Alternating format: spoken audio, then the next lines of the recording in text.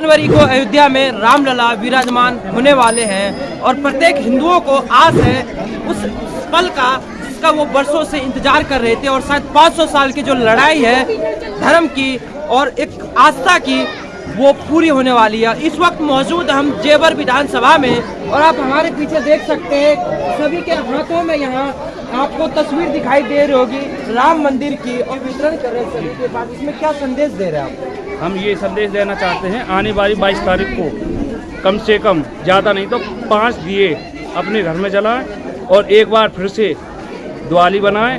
और ये हमारा निमंत्रण पत्र है, ये अयोध्या से चल के जो अक्षत आया है ये हमें प्रत्येक घर तक पहुंचाना है और अपने जो युवा भाई हैं जो सोए हुए भाई हैं उनको जगाना है और उनको 22 तारीख के ये संदेश देना है कि अपना सभी एक जगह इकट्ठे होकर और अपनी नीम का गाँव में एक राम बारात या शोभा यात्रा निकालें। ये चाहता हूँ कि आपकी आवाज़ हमारे गांव में पहुँची है। मैं नीमका की पावन धरा से पूरी बस्ती की तरफ से आपका हार्दिक अभिनंदन करना चाहता हूँ। जैसा कि आपको पता है 22 जनवरी को भगवान श्री राम के मंदिर का उद्घाटन होना है। माननीय हमारे यशस्वी प्रधानमंत्री नरेंद्र मोदी जी के हाथों से और माननीय योगी जी के हाथों से हमारा एक ही संदेश है कि हम सब समता मूलक समाज की एक स्थापना जो हमारे प्रधानमंत्री जी ने की है, हम सबको एक हिंदू होने का जो गर्व हमको आज महसूस होता है वो उनके लिए हम कोटि कोटि प्रणाम करते हैं। और हम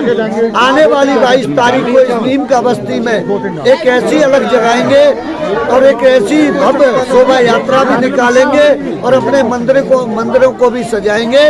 और जो काम हमारी सरकार जनहित के लिए, युवा वर्ग के लिए और हम सबकी सुरक्षा के लिए कर रही है वो बहुत ही सराहनीय है।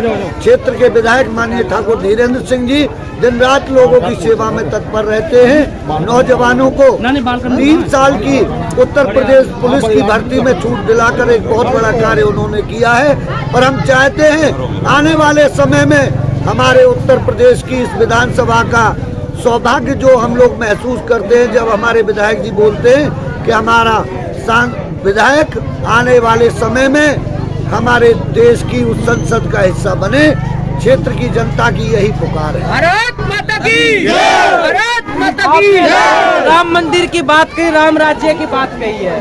2024 का लोकसभा इलेक्शन नजदीक है, क्या इस बार फिर से धर्म की राजनीति होंगे, धर्म के मुद्दे होंगे कि विकास के मुद्दे भी होंगे? देखिए, धर्म के मुद्दे उन लोगों के लिए हो सकते हैं जो वैसी मानसिकता रखते हैं। हमारे प्रधानमंत्री जी का एक ही सोच है, सबका साथ सबका विकास।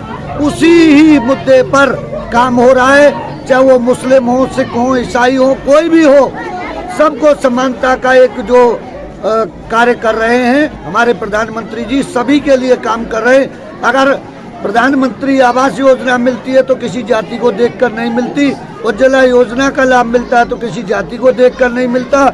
सबका साथ सबका विकास, यही भारतीय जनता पार्टी की पहचान है और वही काम हमारे यशस्वी प्रधानमंत्री जी कर रहे हैं और हमारे माननीय विधायक जी कर रहे हैं, हमारे माननीय सांसद जी कर रहे हैं। हम सबको एक एक कार्यकर्ता को भारतीय जनता पार्टी के ये पता है कि हमें हर घर तक जो सरकार की योजना है उनको पहुंचाना है। मैं नीम का गांव की तरफ से उन्हें एक बार माननीय प्रधानमंत्री जी का हृदय से अभिनंदन करता हूं। माननीय योगी जी, चलिए ठीक है, देश की आप बात कर रहे हैं, आपके क्षेत्र में कितना विकास हुआ ये बताइए। हमारे क्षेत्र का विकास क्षेत्र की जनता बताएगी, मैं तो गांव का प्रधान हूं, मुझसे आप पूछेंगे तो बेईमानी होगी जनता से। क्या नाम है आपका? मेरा नाम देवेश है। देवेश जी बताइए, आपके क्षेत्र में, जेवर क्षेत्र में कितना विकास हुआ? हमारे क्षेत्र में सबसे पहले तो हमारे माननीय धीरेन्द्र ठाकुर जी ने एयरपोर्ट आया, सबसे बड़ा विकास और हर प्रकार के विकास हो रहे हैं यहाँ पे हमारे जीवन। नीम का गांव आदर्श गांव है। नीम का गांव आदर्श गांव। जी चाचा आप बताइए क्या क्या विकास हुआ आपके क्षेत्र में? भाई सबसे पहले एयरपोर्ट बना जी, दूसरे हमारे दो विद्यालय बन रहे हैं, लड़कियों का अलग बन गया और लड़कों का अलग बन गया है, 2 विद्यालय बड़े वाले। और क्या विकास हुआ है? सब गांव सड़क बन गई है, पक्की सड़क जो छोटे दो हमारा गाँव जैसे दूसरा काम खादपुरा सब सड़क आपस में लगी हुई है। रोजगार क्या क्या मिला है? सबसे ज्यादा युवाओं के लिए रोजगार की समस्या आती है। कुछ युवाओं से हम बात करना चाहेंगे। क्या नाम है आपका? परिचय दीजिए। मोंटी जी, बताइए, युवाओं के लिए सबसे बड़ी समस्या आती है रोजगार की। क्या आपको क्या रोजगार मिला है? कुछ बढ़ोतरी हुई है कि वापस नुकसान हुआ है? मैं तो पहले से ही वर्किंग हूँ, लेकिन मैं बाकी लोगों की बताता हूँ। क्षेत्र में एयरपोर्ट बन रहा है। एयरपोर्ट एक किसी जाति या विशेष के लिए नहीं बन रहा है, वो हर उस व्यक्ति के लिए बन रहा है जो सक्षम है और रोजगार पाने के लायक है। और रोजगार भी उसी को मिलता है जो रोजगार के लायक होता है। नालायक को ना रोजगार मिलता है, ना घर में कुछ करके खाता है।